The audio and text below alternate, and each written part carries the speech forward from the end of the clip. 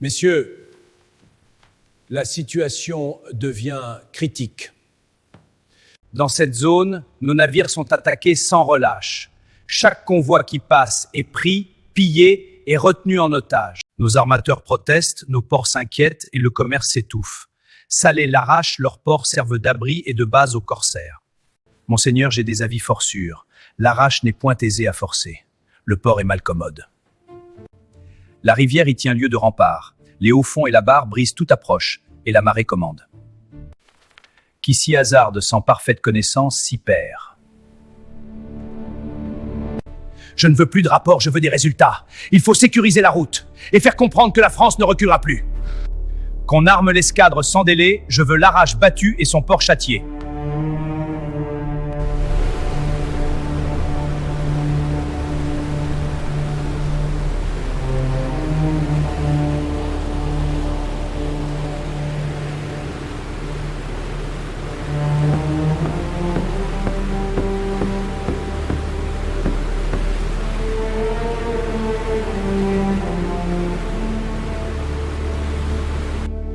L'escadre mettra d'abord le cap sur Salé. Nous y battrons le port à coups de canon.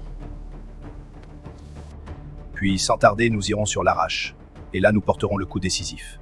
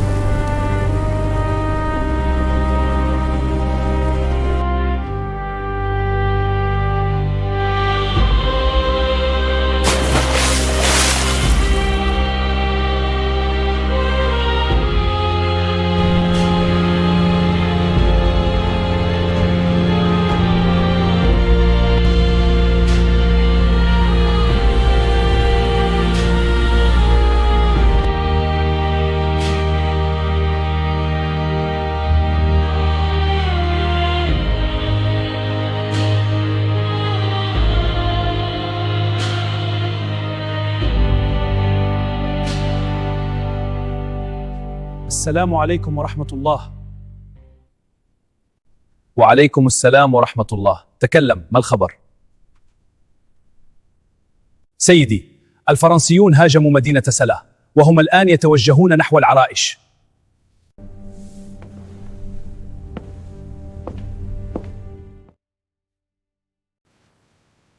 أغلقوا أبواب المدينة، وادعوا القواد.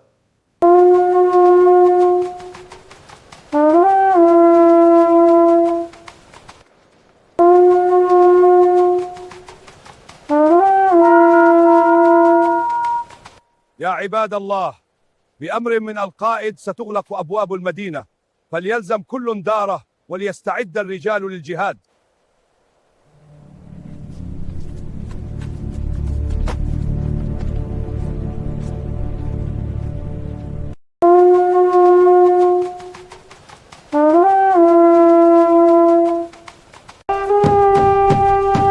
الدافع عن المدينة يا رجال!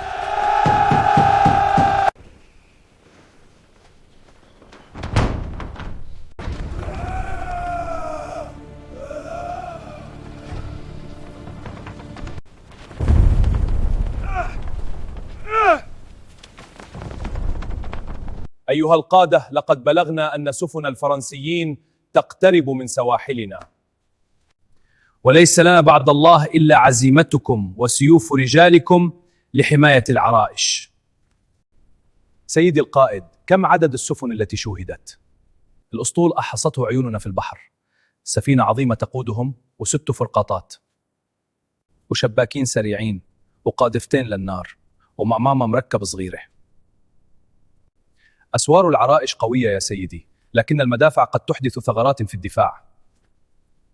لا أرى الفرنج يقصدون قصف المدينة، فإن مرادهم المرسى وسفنها، وليس في مقدورهم ضرب الميناء من البحر كما فعلوا بسلاه.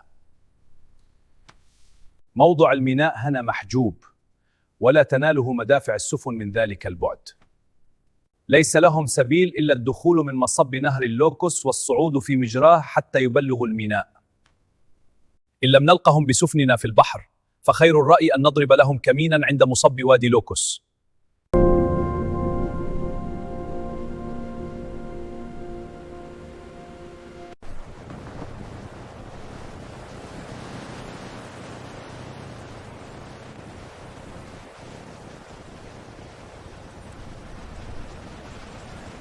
انقلوا السفن النفيسة وسفن الجهاد إلى داخل نهر اللوكوس بعيدا عن مرأى البحر حيث لا تبلغها مدافعهم، واجعلوا في المرسى ما لا يخشى عليه إن وقع البلاء. وماذا عن التجار ومتاع المرسى يا سيدي؟ فإن في المخازن بضائع ثمينة، وفي السفن أموالا ومتاعا كثيرا يخشى عليه إن بلغنا العدو الثغر. لتنقل كل ذي قيمة إلى المخازن، ولا يترك في المرسى ما يغري العدو. عجلوا فالعدو على الأبواب.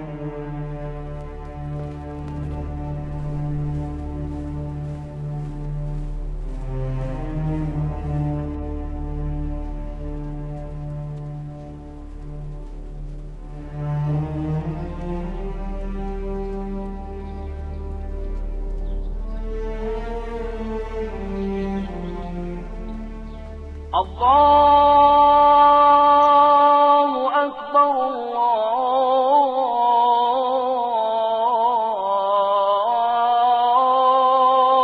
الله أكبر.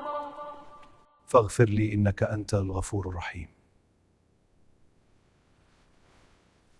يا أهل هذه المدينة وأبناءها، يا من اجتمعتم في بيت الله بعد صلاة الفجر، اعلموا أن هذا اليوم ليس كسائر الأيام. اليوم يوم عزم وثبات، ويوم توزن فيه القلوب قبل السيوف، وتختبر فيه النيات قبل الضرب والطعن. قد بلغنا أن العدو قد أقبل يريد أرضنا ومرسانا، فاثبتوا وتوكلوا على الله، فإن النصر ليس بكثرة العدد، وإنما بصدق العهد مع الله. اذكروا يوم وادي المخازن، يوم أذل الله فيه ملوك البرتغال، ورفع راية الإسلام فوق رؤوس المجاهدين. ذاك يوم كتب في صحائف الدهر، وبقي ذكره في أفواه الناس إلى يومنا هذا، واليوم قد يكتب الله لنا يوما مثله. إن نحن صدقنا العزم وصبرنا على البلاء، فدافعوا عن مدينتكم بكل ما آتاكم الله من قوة، واحفظوا أرضكم ومرساكم، فإن خلفكم أهلكم وبيوتكم وكرامتكم. فإن غلبنا عدونا فسيذكر هذا اليوم في التاريخ كما ذكر يوم وادي المخازن. فمن كان في قلبه إيمان بهذه الأرض فليقم معي الآن، فوالله لا تؤخذ العرائش وفي عروقنا دم يجري. هذا سيفي، فمن كان رجلا فليجرد سيفه معي.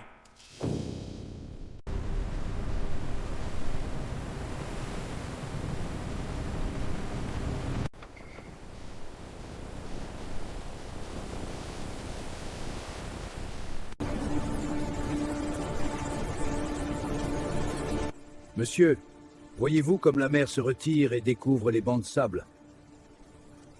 La marée est basse et l'entrée de ce port est traîtresse. Pensez-vous, monseigneur, que nous puissions néanmoins tenter l'approche? Non point. Je ne veux point exposer l'escadre à semblable péril.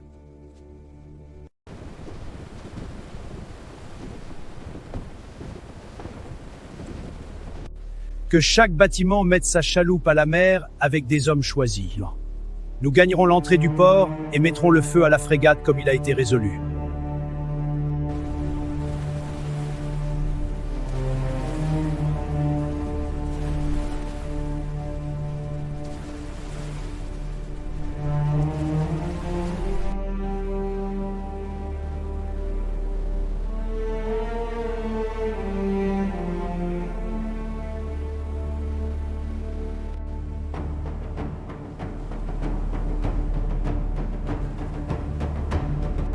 كما تواطأنا عليه من قبل، ندعهم يرون الأمان ولا نبدل لهم حربا حتى يطمئنوا ويهموا بالنزول من مراكبهم إلى الساحل،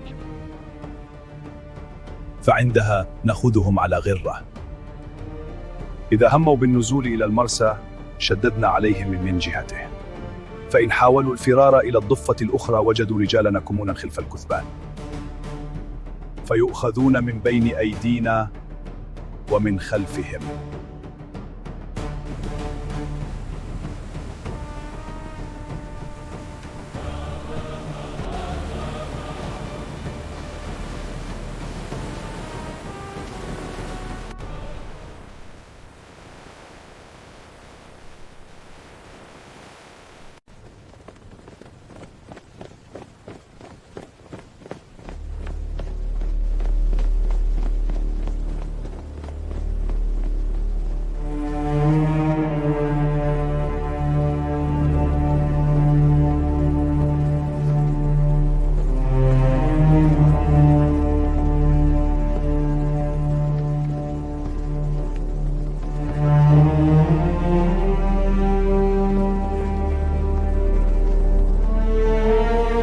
Allumez tout!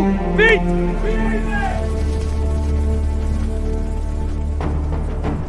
Bon voyage encore!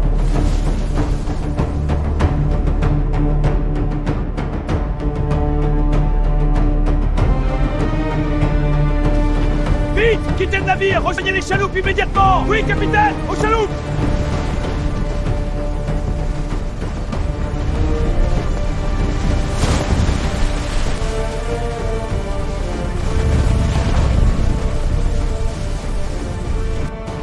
Plus vite, les gars! Ne vous arrêtez pas! Le feu nous rattrape! Vers les entrepôts!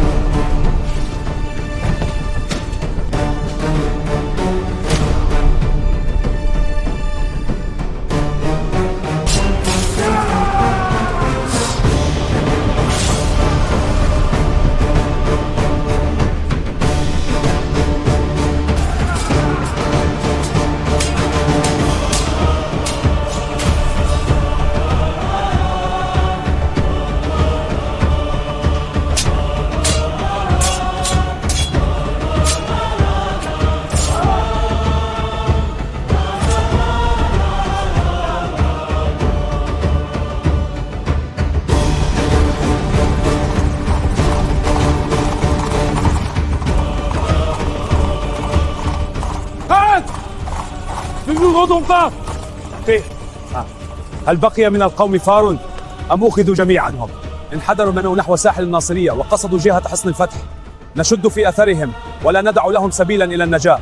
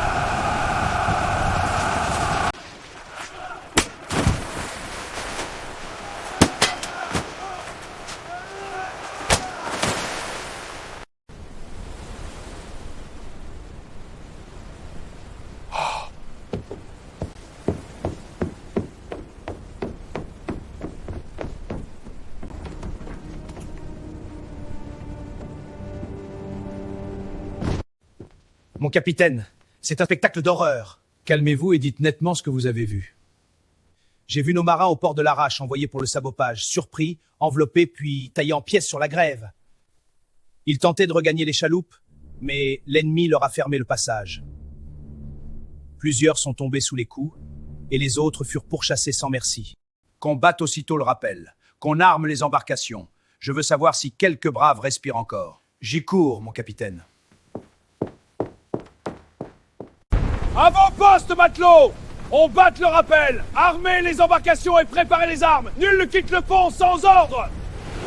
Équipe avant-poste! Gardez!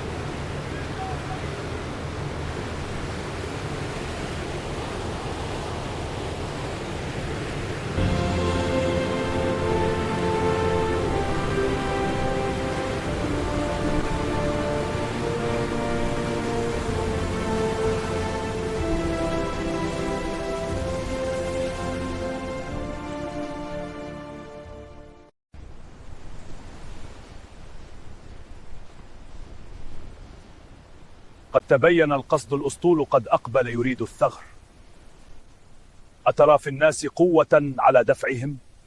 والله يا سيدي إن في الرجال بأسا وفي القلوب يقينا إن أذنت لنا شددنا عليهم وجعلنا البحر عليهم نارا. نخرج السفن من مخبئها فإذا اقتربوا من الثغر أخذناه على غرة. المدافع منصوبة في البطاريات الساحلية والبارود مهيأ والرجال على أهبة سنرميهم نيرانا لا تبقي لهم نظاما. اللهم سدد الرمية وثبت القلوب واجعل الدائرة على من بغى.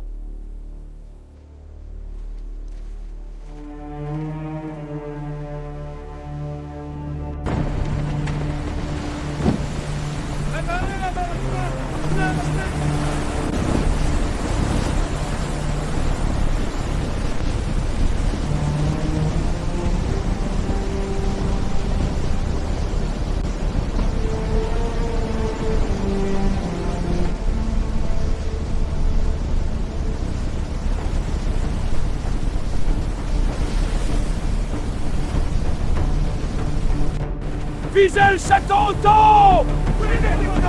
Chargez les canons! Charge des dents!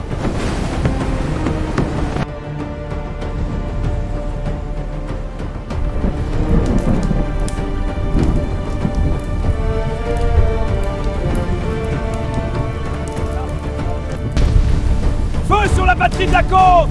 Et que personne ne quitte son poste!